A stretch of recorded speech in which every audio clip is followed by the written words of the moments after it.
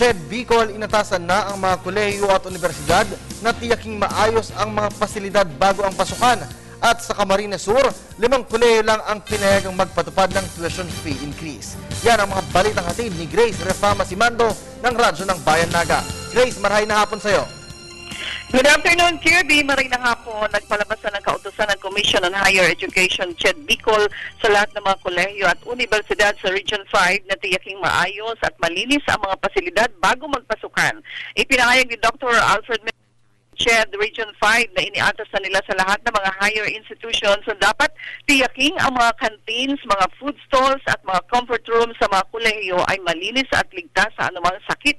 Kasama pa sa atos ng Ched ay ang pagrekisa ng mga dormitories o hostels na nasa loob ng mga university campus.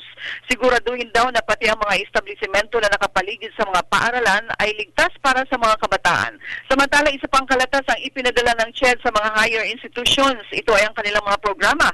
Kasabay dito ay ang paghimok sa mga magulang at guro na palaging sitahin at usisain kung sino ang mga kasakasama ng kanilang mga anak. Baka daw kasi nahihikayat sila ng mga masasamang barkada. Iniaatas din ng Ched na dapat ay regular na magsagawa ng fire and earthquake drills sa mga paaralan upang ligtas sila pag may sakuna. Dito sa Kamsur, ang mga nabigyan lamang ng go signal mula sa Ched na magpataas ng tuition fees and other charges ay ang AMA Computer School, STI, University of Santa Isabel, Ateneo de Naga University at University of St. Anthony sa Iriga City. Ang pag-approve daw ng increase sa matrikula ay base rin sa pangangailangan ng mga schools, lalo na sa dagdag sweldo ng mga guro at ng mga bago at mahalagang proyekto. Radyo ng Bayan Naga, Grace Refama Simando para sa Telebisyon ng Bayan.